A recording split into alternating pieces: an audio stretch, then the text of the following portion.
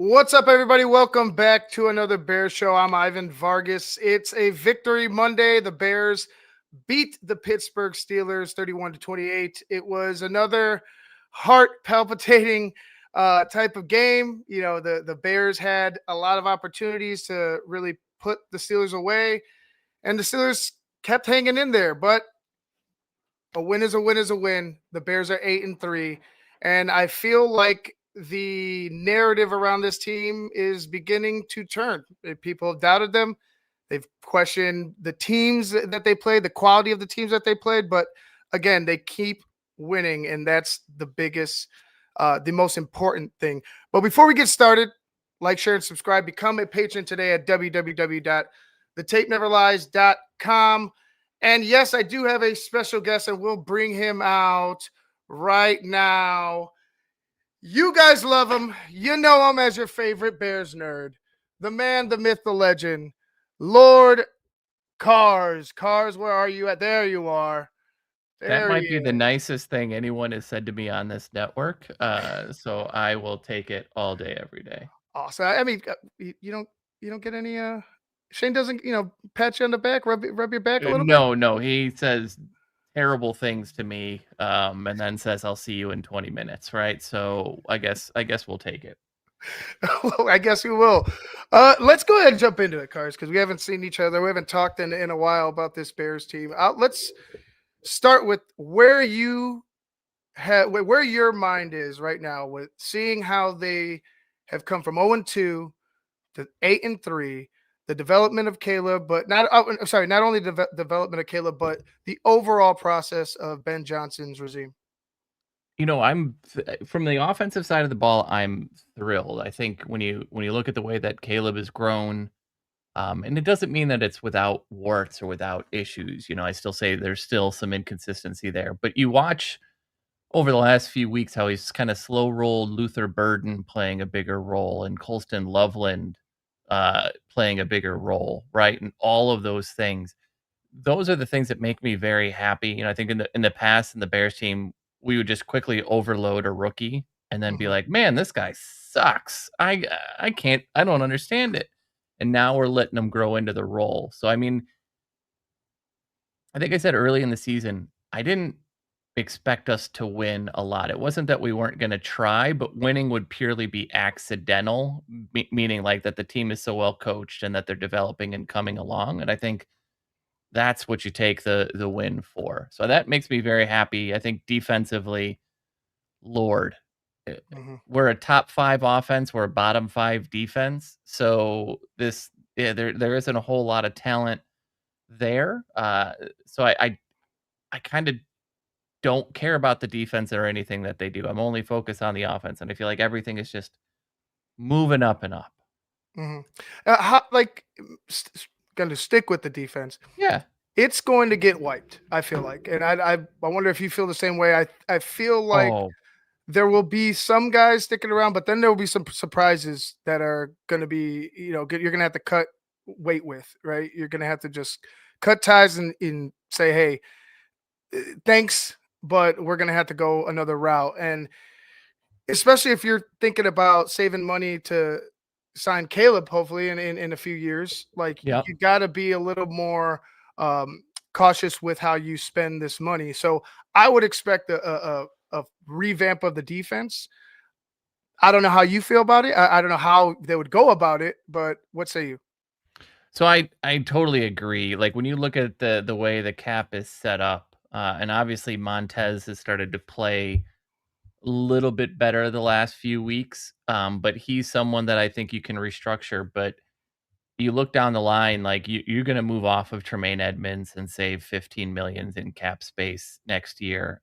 There's not a lot, like you could potentially move off from Jalen. Not that I necessarily think that they would, but there's ability there. I think if you're someone like Cole Kmet, you're going to see your deal shrunk. So but you're absolutely right. They're in need of a defensive tackle, a defensive end, probably 2 more linebackers, and then, a safety or 2, depending on.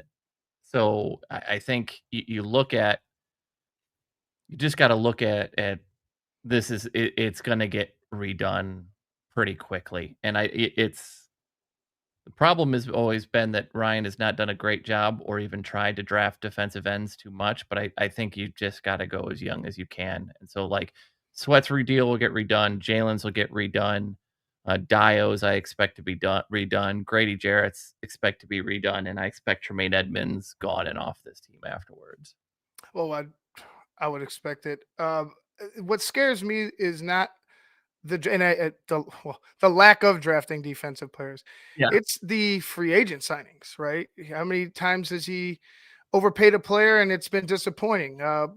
What's the DN's name? I can't say it right. Dio, Dio, yeah. yeah, Dio. There you go, Dio But Dango. Dio, right? He flashed the most as a defensive tackle, like Marcus Walker did in Mhm. Tennessee. So we signed him to play defensive end, and then Shamar Turner had done so well as an end. He got moved interior, and then we drafted him with the hopes of playing him at the defensive end. And if I'm completely honest, our best defensive end that we should play more outside is Jervon Dexter at this point, and figure out other things to do with the side. So I'm 100% with you because his biggest miss has been to project basically an inside player outside.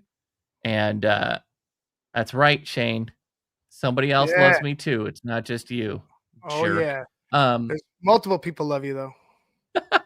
oh, I hate that one. Um, I hate you, Shane, and this is That why was I cheat on you. that was definitely Shane. Oh, I know. He sent it to my wife right away, and I was like, "I hate you. I hate you." But no, Oh, it's a big concern because it's Shane has been very good about pointing out that we have drafted more punters than defensive ends during Ryan Poles' tenure here. mhm. That's an insane stat, and we've drafted a punter higher than we've ever drafted an edge under Ryan Poles. So like, it just doesn't make a whole lot of sense. I don't understand what maybe it's a focus on the offense, but you've had opportunities with we bring in Pickens, right? Pickens was a miss. You went back to back defensive tackles, Yep. and again, like I always felt like Ryan Poles was going to attack offensive line. We know how that's been going, but I guess the second most disappointing position would be that defensive line. Even with the drafting of Dexter, Pickens, and Brisker and Gordon, like how are they great players, right? Are any of those guys great players? And I know Gordon has the ability to be, but you got to be on the football field in order to be great. But how do you feel about the defensive players that he's drafted? Like, what is his like philosophy there? I can't seem to grasp it because it's been sporadic. Some of the like majority of his drafts. Um, I think I don't think there is one. We keep hearing about him saying something along the lines of best player available. And then if you go back to that Tory Taylor draft, they looked in right away in day 3 and we're talking about making the move for a punter. So it hasn't been that case. I think Kyler Gordon is by far and away the best player. And if he can stay healthy sort of long enough, um, he's gonna be that honey badger type of impact on this team. Like, that's that guy's ceiling, and that's the ultimate level of confidence because that's the guy plays physical, doesn't stop, hustling. He's a great corner. He's great at blitzing. He's great in the run game. He's one of those picks, but you kinda to your point, you look around and you're like, Jaquan Brisker has been really a miss between the injuries and the inconsistency of play. That has been a miss. I think Jervon Dexter's been really good for where he was. He's still growing. There's still moves there. But then, yeah, to your point, there aren't enough of these other moves to get these players. If one of the highest drafted guys you have is Ruben Hippolyte, on your defense, and no shame to him, and he was somebody that was on nobody's draft board. Uh, it wasn't something that you should be doing, but you're gonna draft him over another pass rusher, um, or you're gonna whenever you have guys and you're bringing them in, and we're not seeing edges, we're seeing corners and linebackers and all of these different things. just doesn't make sense. So I don't know what his method is. He drafts a lot of cornerbacks. He doesn't draft a lot in the trenches.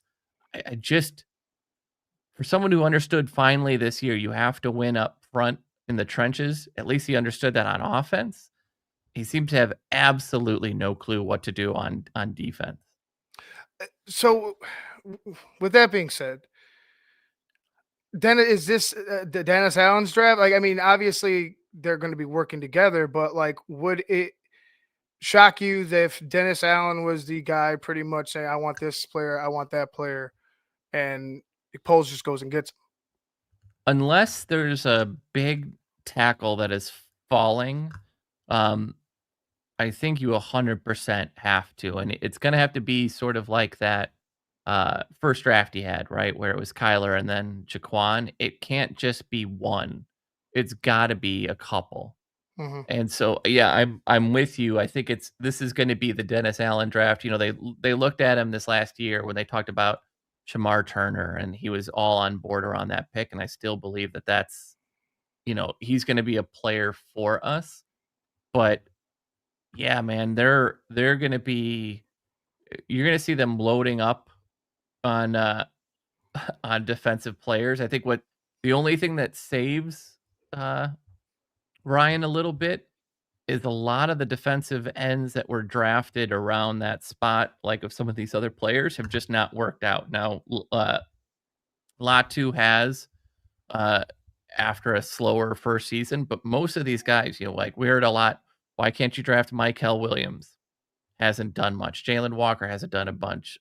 Pierce has not done a whole bunch. So that saved him, but he's gonna have to do this with Dennis Allen's feedback, and we know from that standpoint what Dennis Allen likes on the edges. He likes guys that are built like Dio and Sweat, so I think we know the type of where he would go to. Yeah, and I wouldn't be shocked if there was a safety selection. I know the Dr. Horoshow mentioned a safety, but I feel like we're all right. I don't think we're great. Obviously, Kevin Byard has been a godsend, but on that other side with Brisker, I'm still not sold on Brisker being the solution long term. I do you feel He's like not. yeah? Do you feel like I mean? Well, go ahead. No, you're absolutely right, and the hard part is for the Bears is that there's Mm, not a single safety under contract as of right now for next season. So I think ultimately you have to make the decision to extend Kevin Byard, but it could be something along the line. Someone else made the point, like it could be that it wouldn't be Kyler Gordon because Kyler is a free safety, much along the lines of Byard. Um, and CJ would be another person that would kind of fit into that mold. There just isn't a whole lot of strong safeties out there like that you like. So yeah, it makes sense to go through it as a draft and figure out a player that you like. The other person I think that we've got to figure out is we played him a few weeks ago, but we nearly traded for him. But Alante Taylor is a guy that I expect to be because of his time with Dennis Allen. I expect him to be a focal point for them. Maybe he slides in as a safety type position, but it's a big. You can go outside of Javon and TJ Edwards, Kyler Gordon, and Kevin Byard, and then go. The rest is all going to be redone. I would hope so. I mean, not that I would hope so. I mean, it's some guys are like you root for, but it's almost as if the writing is on the wall. I mean, clearly, like you missed on so many draft picks in Yeah, prior seasons, and I mention it all the time. It's like, hey, man, we talk about this depth. We talk about and they're being tested now. The coach even is mentioned it. This could have been different. Like it could have been a lot different, and even we'll just start with keeping Eberflus. Like not only that, how many times have you missed? And it's been these later rounds that you're missing big in, right? Third round, fourth round picks, fifth round, that if you find the right guy can impact your football team immediately. But you just seem to continue to miss year in and year out, and now the the jury's still out, or the verdict is still out on this year. But how do you feel going into this offseason? Do you feel like as if Ryan Poles has made progress? Do you like how what is your Ryan Poles meter? Because mine is just like doubt, like it's serious doubt because I haven't seen it done. And again, it could have been a different story this year if you were hitting on some of these draft picks in prior seasons. Yeah, I think this is the first draft um, that I think you can say was significant because once you get past Loveland and Burden, I think Shamar Turner was looking very, like looking on the up and up before that injury. I think you have to look at what happens with Ozzy the rest of the season. By the way, Ivan, I don't know about you, but Mhm. how many times has it been that like our left tackle goes out and then we see like 7 or 8 sacks just happen from that side of the field, and Ozzy held his own against Herbig, which is not an easy matchup either. So like there's some hope there with Ozzy. Then you go to the last two. Luke Newman really flashed in preseason and looked solid. And Kyle Mhm. Monungai has been phenomenal for us. But outside of that, it's been a bunch of misses. I still like Austin Booker, but like to your point, you look at 2023, you get past Tyreek Stevenson, Zach Pickens, Roshan Johnson, Tyler Scott. Noel Sewell was one. Terrell Smith was one. The other two are terrible. You get past Kyler Gordon and Jaquan Brisker. You have Valus Jones. Dominique Robinson has been a whole lot of meh. Braxton Jones was solid until injuries, but Zach Thomas, Tristan Ebner, Doug, Jatiri Carter, like Trenton Gill, like these guys have missed. So I don't have a ton of faith in him. It's somewhat improved by the fact that Ben Johnson is in the field now, and I think like the Colston Loveland pick is all Ben Johnson, and I think one of my favorite debates that we could never ever know, but if Ben Johnson was the head coach in 2024, I think we select Brock Bowers instead of Rome. Hmm.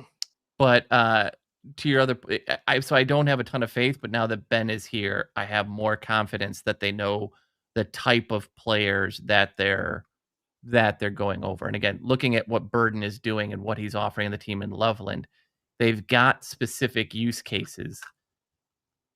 Poles has always been like, we're going to draft this really talented guy. I mean, Valus was talented. He was fast. He was twitchy. He was explosive. They figured they could coach him into a position Mhm. that never really works in the NFL. Like the Saints have been trying to do that with Taysom Hill for ages, and in the end, he's just a really fun player for about 5 to 10 plays a game, and that's all you want him. That was all Valus was for. So I don't have a whole lot of hope that he's going to figure this out later on. And this, yeah, we'll stay away from Bayless. We'll stay away from it. Let's move on No, to let's focus. Let's do a let's whole show on Valus Jones. Let's uh, go. or a whole show on a journeyman safety that you have to cry over. I Oh just God. yeah. Anyway, let's go ahead and let's talk about the guy everybody wants to hear about. Let's talk about Caleb Williams. What is your assessment to this point of him? Not only like on the field, but like in the intangibles, the outside stuff, like Yeah. leadership quality, things like that, right? I think I think for me, and I'd be interested to see how you feel, but from a leadership perspective, to me, that is the biggest change. Like that is the biggest area of growth.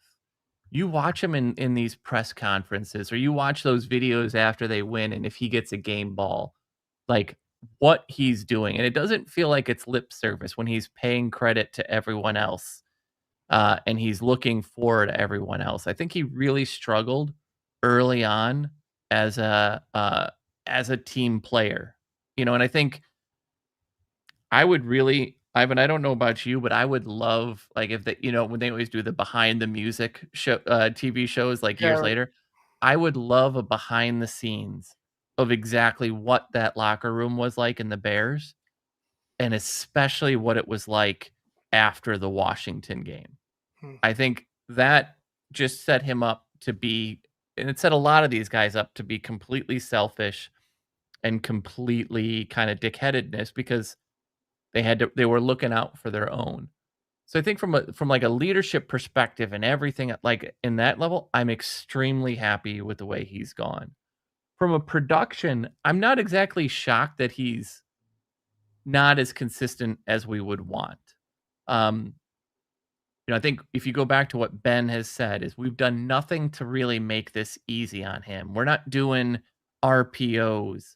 We're not coming out and throwing a bunch of bubble screens or anything along those lines. Like if you looked at the numbers from last week, where they showed that at one point in the game that Mason Rudolph was like 13 of 14 on throws short of 10 yards, and that he was 1 of 6 for throws over 10 yards. Mhm. Like the Bears are the opposite. They're like 10 yards and out is where Ben is always feasted. Those are difficult throws. Those are less accurate throws. So it's super tricky to see. So I do want to see that completion percentage kick up. I do think early in the season we had problems with DJ Moore breaking off routes early. It has not been good year for Rome as it goes for drops, and he's been let down a lot. But I feel like you could just see him as a player that is ascending, and Ben is a big proponent of saying it's not always going to be linear. It's just not always going to be up and up and up. I just feel like it's moving in the right direction, and for the first time in a long time, I don't sit there and go, is he our quarterback? If I go back to Justin, you see a few plays, you're like, that's the guy. That's 100% the guy. And then you Mhm. see him throw the ball and you're like, fuck, that's Yeah. not the guy.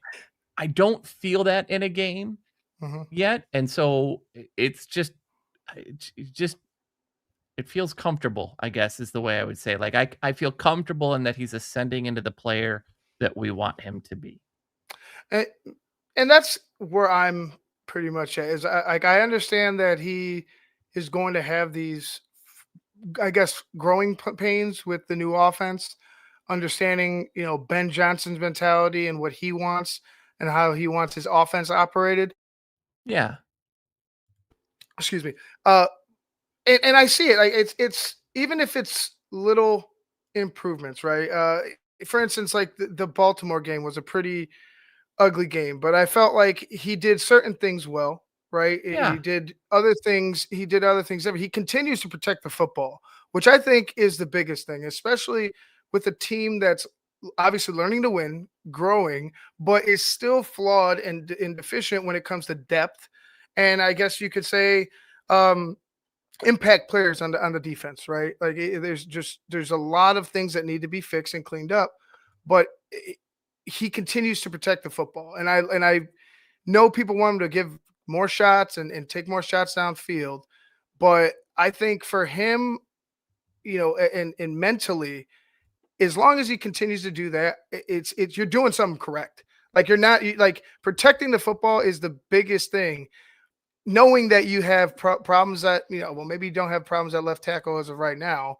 Well, I mean, you get better, but regardless of that, Yeah. you have him growing. So how do you feel about like for instance, Caleb going into this game? You're going to be taking a couple blitzes. You're going to be hitting some shots on the outside. How do you feel about Caleb's? Do you worry about him being rattled? Do you worry about him having that regression with some of these better teams? And I know you have like faith in him, but like, is there? Do you think there will be a time where Caleb Williams is completely rattled? We call him the Iceman now. I'm still looking for a team that I could see is going to cause big problems for us right now. The Eagles are it at this point, but who knows? Week in and week out, the Bears surprise us. I think I think no.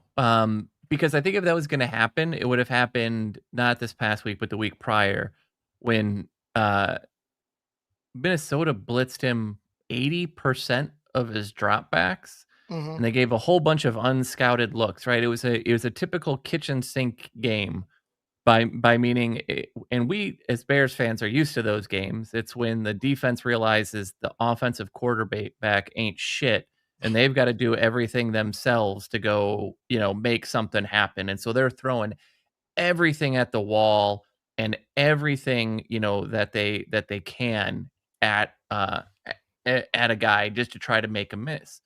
But I think you brought up a really good point of saying he's just not turning the ball over, which was ironic because what was the biggest red flag about him coming out was his carelessness with the ball. And we just don't you'll see that now, right, with the fumbles and things like that happened this last week. But for the most part, he's not even been fumbling this year. He's done much better in taking care of the ball.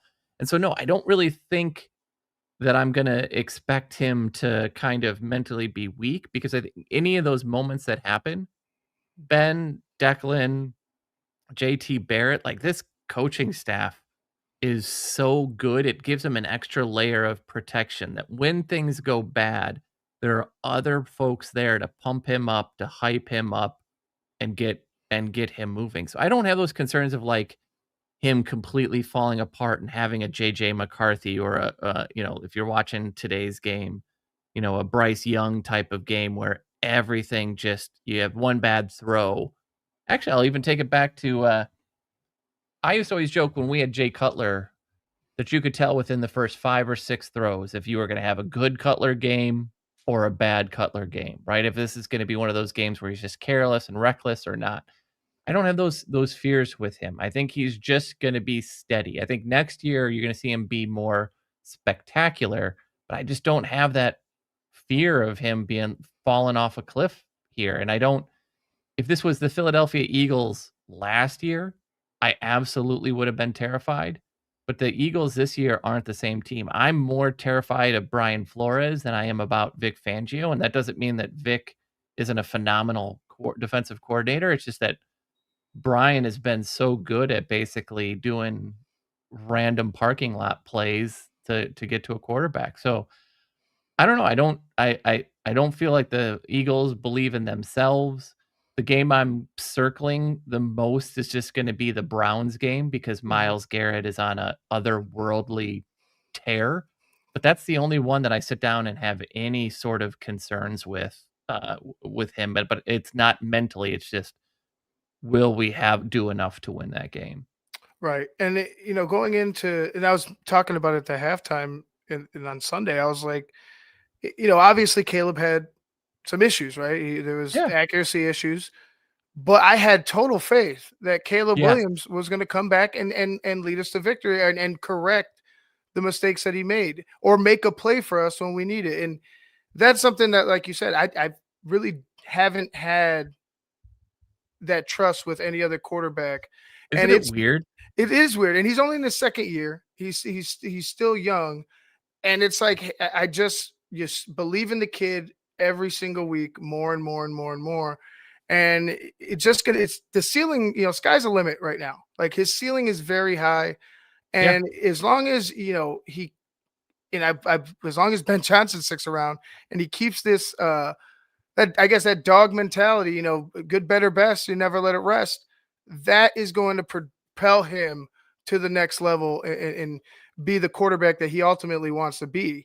And it's going to take time, and it frustrates me, a lot, like with all the hate and all the questioning. But it's hard to tell a fan base after 30 something years of not winning a Super Bowl, almost 40, was it 40 plus now, right? Where we at? We're gonna hit our in January, right? It'll be 40 years from that Super Bowl win. 40 fucking years, Cars. 40 years. And I could understand the frustration, but you could also understand why there is frustration because this fan base hasn't seen the quarterback being developed properly, or I would have say with any of the, I mean, maybe the arm strength of Jay Cutler, but the talent overall, we just haven't seen it. And we haven't seen a head coach with offensive prowess that knows how to, uh, uh, coach up a quarterback and build an offense and run an offense. We just haven't seen it. And I think a lot of the Bears fan base they're right in their frustration, but they also there's some understanding that needs to be taken in as well. Well, I think you hit it though. In we've been wanting this kind of head coach quarterback marriage for all of our lives. We had to deal with this with McCarthy and Favre, or I'm sorry, Holmgren and Favre, and then McCarthy and Rodgers, and then we've had to deal with all of these things, and we've always been on the outside looking in. And I think what's fun for me this year is like all the NFC North teams were all like, forget the Bears, forget the Bears. They're not that talented. We're gonna go show them. We're gonna do this. We're gonna whatever. And how crazy is it, Ivan, that we're sitting here at 11 games in, and we're the only fan base that right now is not chipping at the bit to get rid of our head coach? Like Minnesota, they're already like fans are turning on KOC. Green Bay fans hate Matt LaFleur right now, can't stand him. You're seeing some flaws in Dan Campbell, who I think is far succeeded expectation, far surpassed expectations. But like the whole play calling change, and then his fourth down craziness that cost him a Super Bowl last year, cost him a game last week. It's not just that we're kind of winning, but we have the best coach in the division. And in a year, I think right now Jared Goff is the best quarterback in the division. Number 2 is our guy. Next year, I think our guy is number 1. So we could go into a year where you have the best coach, best quarterback. I think we've seen how this plays out every other place. Sean Payton won how many division titles and got to how many playoff games with him and Drew Brees, or you have Dungy with Peyton Manning, or you've got Reed with Mahomes. You see these great or that whole Read with New England McNabb. area. Yeah, McNabb and Andy Reid. That's a Yeah. great call. Like when you have the right pairing, you can elevate substandard teams to better levels. Mm. And when you look at next year and you're having, Luther Burden is going to be your number 1 wideout next year. He looks so much more polished. I'm sorry, like he looks like, and not saying that Rome isn't a good But receiver, but it's but just Luther yeah, has something other. Like there's just something Luther else has to Luther. that dog that you often talk Yes. about. Yeah. Um, Rome, look, I'm not necessarily put off by Rome. He's having a lot of drops. Um, but I truly think that next year your top 2 receiving candidates are Luther Burden and Colston Loveland, and Rome is your third. And sneakily, even though I think they like him and would like to keep him, DJ Moore is another name that you have to watch as someone that potentially gets moved here to free up playing time for other players. But it's it's kinda nice to sit here and be like, I this is, someone had one, it was about 6 weeks ago. It was like, "Fire everyone, I'm sick of sorry, I'm just so used to at week 5 hating this entire team that I'm Yeah. ready to fire everybody." And we're sitting here going, "This is great. This is fantastic." It's so weird to be here. I can't. Yeah. I'm happy where we're at again. And a lot of people think that it's like when we criticize, it's we're just Oh, yeah. we can't find anything right.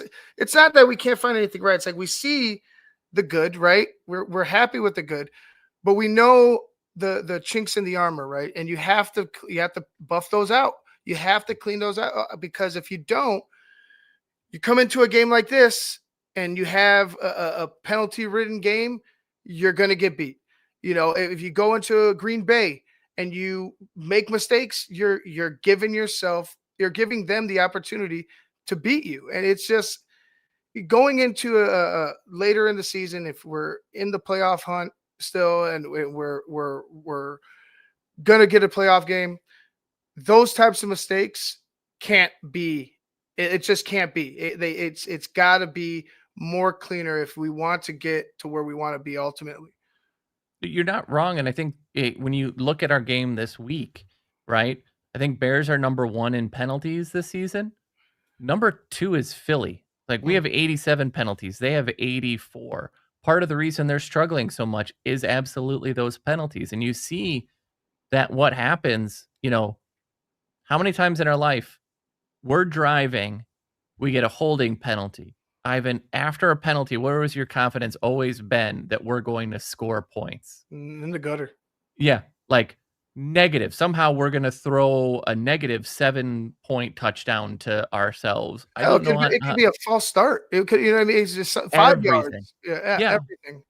And so you're 100% right, and I think that's what's gonna make this game so interesting for me is because the Bears have overachieved even with these penalties, and I would argue that Philadelphia has underachieved because of all of these penalties that they've gotten. It's held them back, but but yeah, I think you're 100% right. They've gotta clean up, it's gotta get tidied, and I think that's what makes this 8-1 winning streak, sort of so impressive is because any team as you learn to win, you have to overcome the team that you have been in the past. You're not gonna get, like, the Packers didn't just start getting play calls right away. It took a few years of Brett Favre going through and Brett Favre going through, and then once they handed that baton to Aaron Rodgers and he carried it on, like, that team had been so good for such a long period of time, they get all benefit of the doubt. Mhm. Kansas City gets that as much as we may hate it. New England used to get that as much as we all hate it.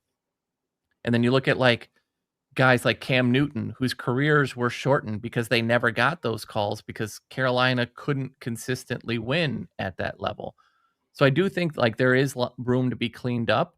And I think so many of these issues just end up being the guys making them aren't going to be here next year. They're just not. And so it's going to be fascinating to watch how all that happens. Yeah, like that old story with Coach Ditka when he walked in the room. You know, it's like there's good news and bad news. Good news are going to win the Super Bowl. Bad news, most of you guys aren't going to be here when we Yeah. do it, and that's just it's just the nature of the beast, man. It's just what it is. You need to get better. This team is ascending, and you got to make some tough decisions. Let's go ahead and segue into this game coming up. I want to play the Coach Johnson's interview before we clean things Yeah. or Let's do it. wrap things up. What do you feel now that the Eagles have blown this lead, right? Before we play this, how do you think they come out on Friday? Because to me, it could go one of two ways.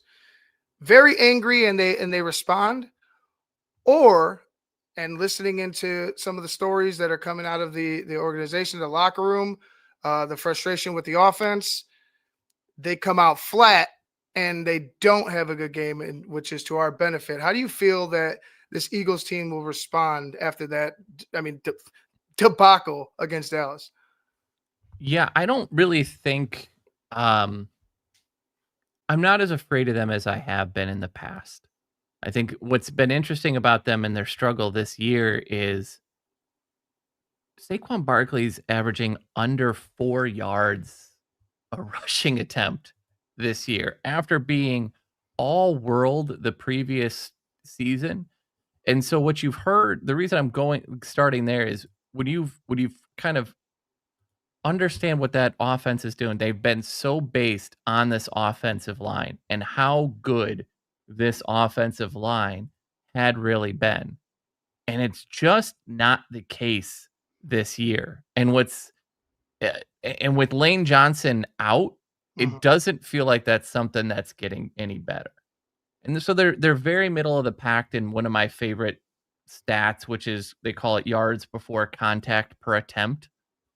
So like the best teams, the Bears right now are 8th in this statistic, and they're averaging 2.1, and that is heavily influenced because of the first, gosh, what was it? Couple of weeks here of the season where it was nobody, they weren't doing anything. If you take it out after week 4, I feel like it's let me look here real quick if I could pull that up. Yeah, since week 4, it's 2.5 yards before contact. Philly is sitting at 1.6 yards before contact. They're just not dominating that line of scrimmage the way that we have seen them do it in the past. And so that and from a defensive standpoint, while they're not giving up points, they're giving up a ton of yards. Jalen Carter is still probably, the biggest game disruptor that will be there, but he's still, to my eyes, as much as you want him to be the man, you can't sit there and say he's the man sitting at 1 sack on a team that desperately needs him to stick out. So I don't worry about them because of all the infighting necessarily buttoning down and beating us, but I do worry we cannot stop a run to save our lives, and I do believe that this is gonna be a big, big Saquon game. And that's how it's gonna look better. So I have that as a level of concern, and all season I've picked basically against the Bears because I just don't trust them yet, and it has nothing to do with the talent, but I've been let down so often. Just need it to be good, but I do think we're gonna lose this one, but I don't think it's gonna be kinda like the Baltimore or the, Detroit games where we just look bad. I think it'll be close, but I just think our defense is so abhorrent, I can't pick them at all. Yeah, I was asked earlier what I thought the game was going to be. I think I need another day or two, like to just really kind of like I feel like there's things that we can be successful at, but like you said, I think it comes down to talent. It comes down to talent, and I think it comes down to the talent on the defense. As their defense has it, our defense is ailing, and I think they have more than firepower than we do. Yeah, it's gonna be a battle of attrition, right? When their defense is relatively well, not anymore now that both of their safeties are out, right? Mhm, But their offensive line is just as beat up as our defense. Jurgens is injured and not carrying as much weight. Uh, I think they really, really regret letting Mekhi Becton sign somewhere else because moving to Steen on the other side has just not worked. Lane Johnson, father time, may have wasn't as wasn't as dominant as he had been. mhm, And now that he's out, they've obviously taken a step back here. So it's going to be I'm really looking forward to watching offense versus defense, our offense versus their defense. But Lord, the other side of the ball, it's going to be like, who wants it a little bit more than the other? And that's where the proof is going to be for me. I think it helps us. I expect Gordon and Jalen to be active for this week, so mhm. I think that helps us quite a bit. But I just really worry about, Saquon having that sort of, lack of a better phrase, get healthy type of season or type Mhm. of game.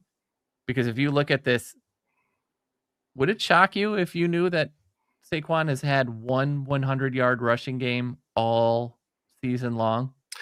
Yeah, yeah. I mean, I haven't heard his name a lot. Like, I mean, and as far as like highlights and stuff, but yeah, that's pretty shocking. He had the one game against the Giants a few weeks ago, but uh, what I'm talking in circles, so forgive me, but like the last 3 weeks, what is it? They've topped 20 points one time. They've topped 300 yards one time, and by the way, that was this last week, and most of that damage was done in the first quarter, Mhm. and after that, it was terrible. Their play calling has been brutal. We've heard too many times of Jalen Hurts and AJ Brown going rogue and calling their own play. This is another game where we, to my taste, clearly have the better quarterback. Jalen is improved by the talent that's around him, and he's got two of the top 10 wide receivers in the league that he can throw the ball to. Um, but if they can run the ball, which I mean, Pittsburgh couldn't run the ball all season, and they ran the ball without issue against us. I really worry about that moving forward. Well, we're gonna have to see. Let's go ahead and jump into Ben Johnson, and then we'll wrap things up. Absolutely. All right, morning. Um, really, same thing I said last night. I'll just reiterate. Just really proud of the guys and fighting through and finding a way there at the end. I thought a number of players stood out on defense. Obviously, you had those linebackers step at the forefront and come through for us. Montez had a huge game and really impacted the outcome there. And then Shawnee's interception was one of the most athletic plays and phenomenal catches I've seen in a long time. So, and not to mention, I thought what's undersung about what Shawnee's doing right now is how much he's influencing the run game as well. He's coming up, he's tackling the ball carrier. They're throwing a bubble screen and he's knifing through and making a play there. And so he's really Super playing important. sound football and really run game and pass game included. So that was good to see. Special teams stood out to me in a positive fashion there. I thought HT had a great plan. Our kickoff is really starting to become a weapon for us. Cairo's doing a phenomenal job with some of these dirty kicks, and it's really helping us with our field position there to start drives on defense. And so that was good to see. A guy like Nico, who had been on practice squad all year long, stepped to the forefront there and did a really nice job on special teams. And so that was good. He's another guy that didn't even talk about last night, but just another example of these guys stepping up when their number's called. Offensively, was really proud about the pass pro. That's a really good unit. Their front is in terms of getting pressure on the quarterback. And I thought across the board for most of that game, our guys kept them as at bay as I had seen on tape so far this year. And so credit to Ozzie for stepping up, and have not playing a lot of ball yet this year. And he played a really solid game for us. And, I thought it was really good. So our run game wasn't quite as efficient as we'd like it to be. And yet our pass game, we were able to find enough plays there to somehow score 30 points. And so would like to finish that game a little bit better on offense. Had a couple possessions there in the fourth quarter where felt like we could close it out, and we came up short, and our defense came through for us. So that's really kind of how I saw that one. No, it's a short week. This will be a different challenge here for our players. Just haven't had one 5-day span like this. And so it'll be a race to get our bodies feeling as good as we possibly can, get the game plan downloaded. I know our coaches are working hard right now, putting some good plays together and good thoughts together so that we can execute and play fast at a high level against a really good football team here on the road. So excited about that challenge. I'll go ahead and open it up. Caleb was talking last night about missing some throws that he usually doesn't miss, when his accuracy is a little wonky. Is there a way to kind of get him unstuck there? I know you've talked over the year about once we get that first down, does some of that can get in the rhythm too? Well, I think that's a little bit of getting to know particular players. So for some guys I've been around, it's, hey, well, let's just get him a couple completions on quick game. Let's go to quick game and get the ball out of his hands quick and shorter throws, get him back on track, get in a rhythm.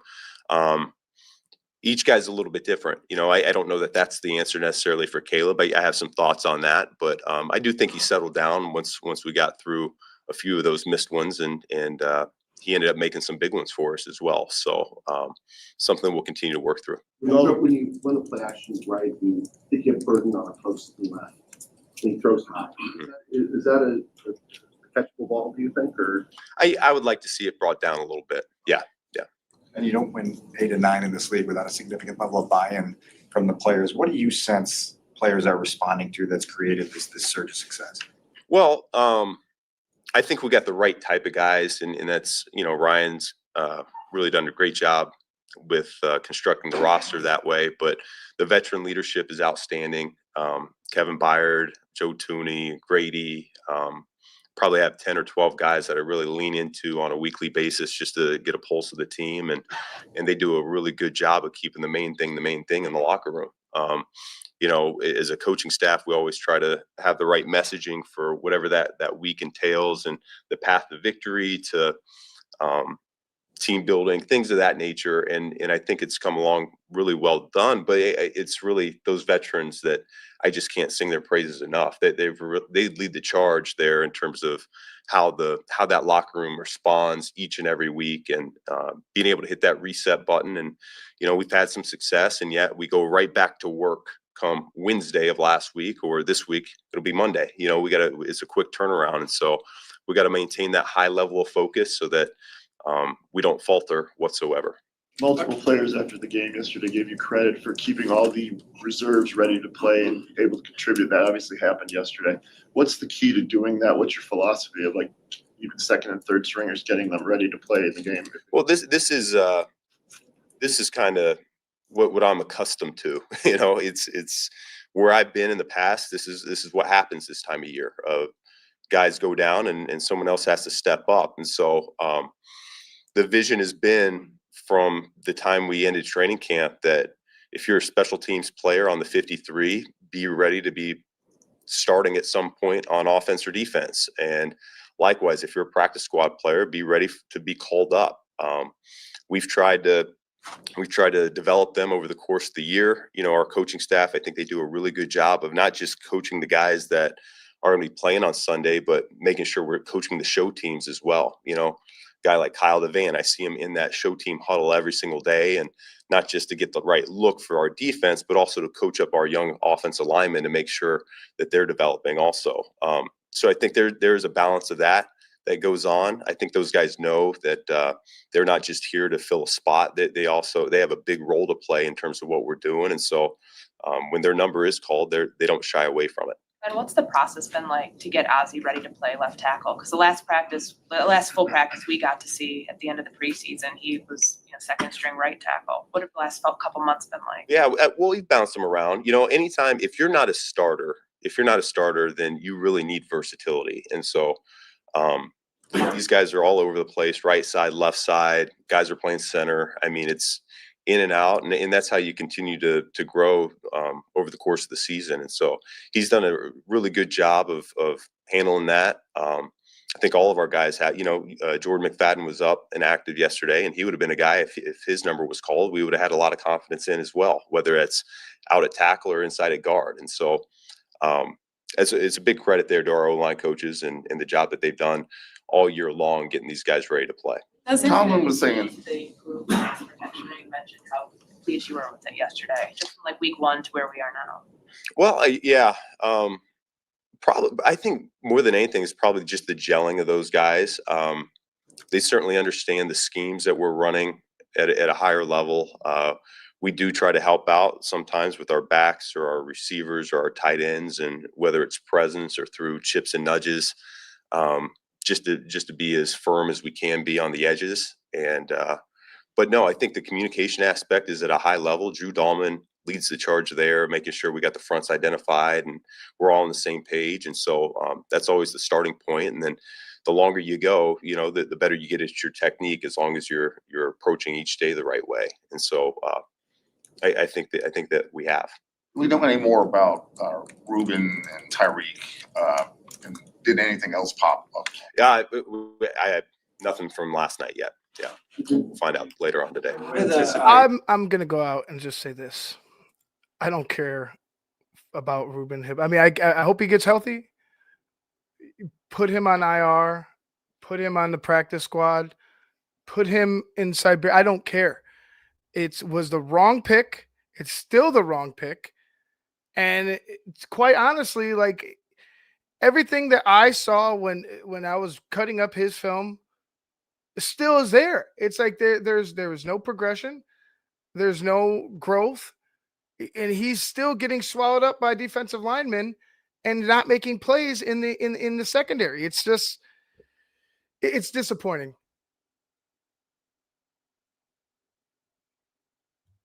I don't necessarily disagree. I mean, it's hard because he hasn't had a lot of snaps yet, so I understand that that's part of it, and he hasn't seen a whole lot of time. And I believe that he clearly has traits that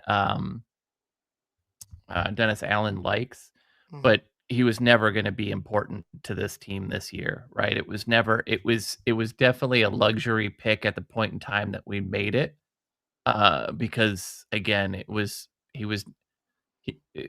it's really weird to draft someone who wasn't on any of the key draft boards like we did, as high as we did. But I don't get all mad about that. But there were a couple players that came closely after that I think I would have enjoyed a lot more. Shayne always talks about Braden Swinson, who went about 10 or 15 picks later. That would have been someone or someone else. But yeah, it's it was a waste of a pick. Absolutely. Very frustrating. Things on the broadcast they were pointing out was that there were several occasions where Caleb got the ball, he threw the pass within less than 2 seconds. Does that kind of follow what you just talked about, the offensive protection that's enabling that to happen? Well, yeah, there's certain times if we can get number one open that quickly, then that's a good thing, right? And we haven't always been able to get that done as a coaching staff, but no, that was a point of emphasis on certain plays there yesterday that we did want to be a little bit quicker in some of those primary receivers and the depth of their route or what they were doing. So Caleb did a nice job in that regard. Defensively, you got 2 looks at stopping the tush push yesterday. What was notable to you about the 4th down stop you did make, and then obviously the one that got out the gates when they did a variation? Yeah, no, I thought up front, I thought it started there. You know, it's such a hard play to really talk about a whole lot because you're really crouching that neutral zone, and it seems like there's a lot of movement right there at the snap on both sides. And so, no, I thought Big Bill, I think it started with him over top of the center. And then, the rest of our guys did a nice job just stopping that charge, and huge play for us at that time.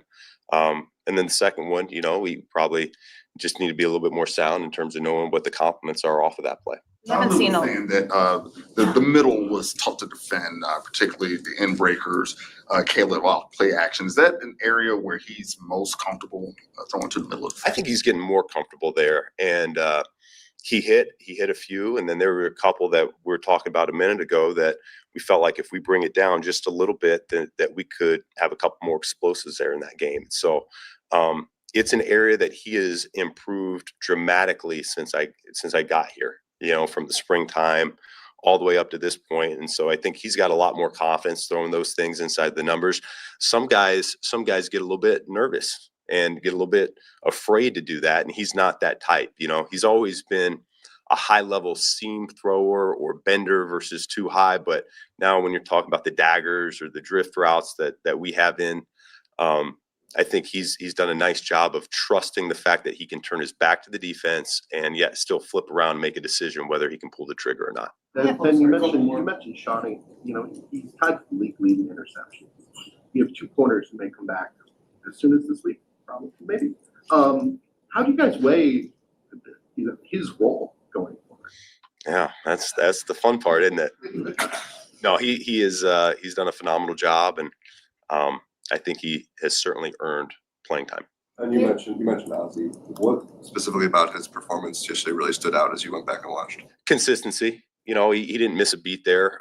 Communication was really good between him and Joe. I think he did a nice job whenever he had help on his side of being slow to drag out. And so he was helping out, being firm to the inside while allowing the guys outside of him to do their jobs. And so, just the full understanding of the game plan and what we're trying to get done. And, it's a great start for him to build on. We haven't seen a lot of design runs for Caleb, but like that 4th and 1, what did you like about the execution? Why was that the right time to pull out that play call? Yeah, they gave us a good look for that one. I thought the O-line did a great job just making sure that they built the wall there to the inside. Really driven by the tight end. We had a 6 technique, and he was able to pin him on down. And so it became really a 2-on-1, if you will, with Swifty leading the charge there on the corner. And so Swifty, key block, and then huge play for us there. And want to get Caleb out of bounds just a little bit sooner. But, the crazy thing is when things like that happen, it almost ignites your sideline even more. It was a completely legal hit. He was in bounds, but at the same time, just to see the whole sideline come to life, I think it kind of adds another spark there to your offense and really your whole team. Ben Johnson, head coach of the Chicago Bears. Yeah, that play in particular, at first glance, you think it's late, right? But it wasn't.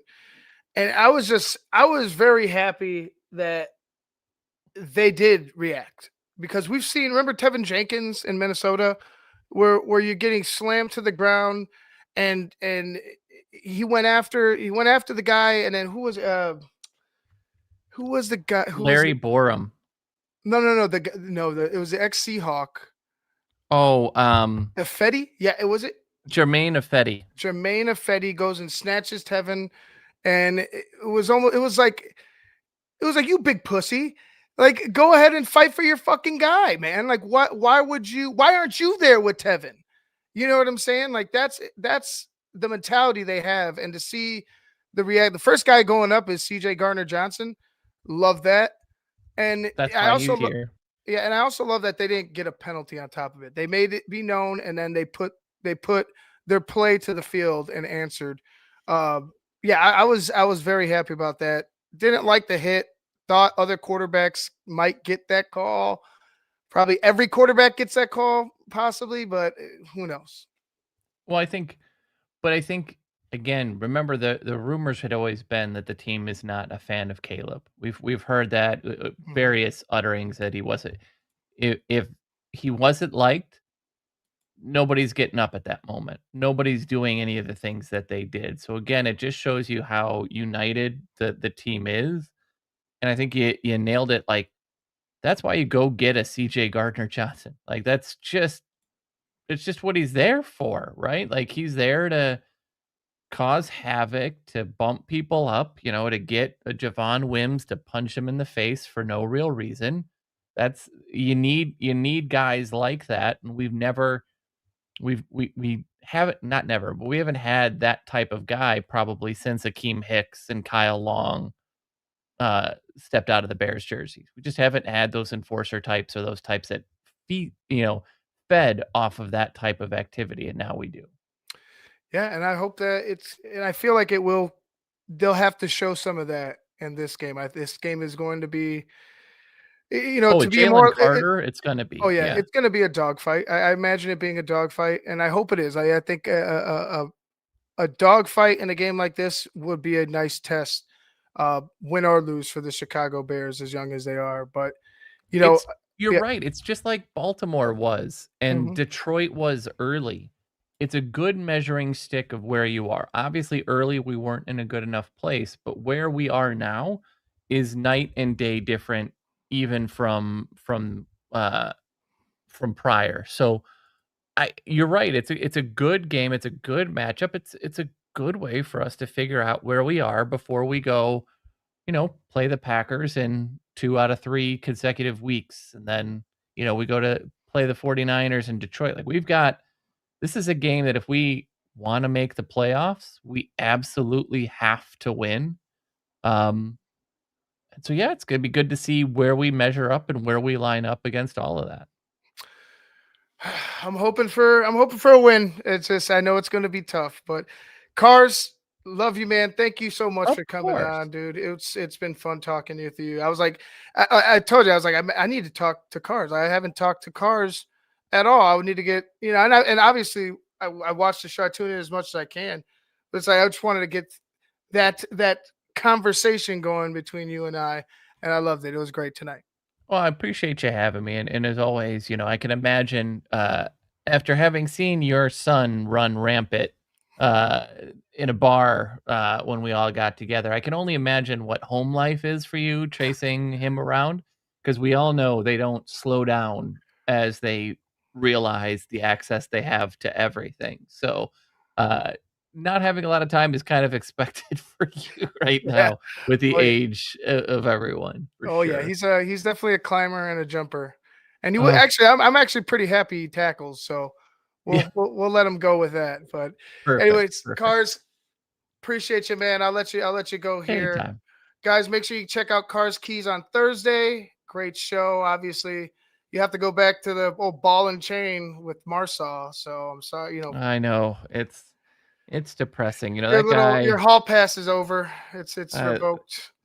there's so much I just have to say about that guy, just what a tyrant to work as you're well aware, Ivan, like, Yeah, what an absolute tyrant of a human being he is, so monster. to get out and it's my show, and I don't even get to talk on my show because of him, so it's just nice to go somewhere else, and not be impeded that way.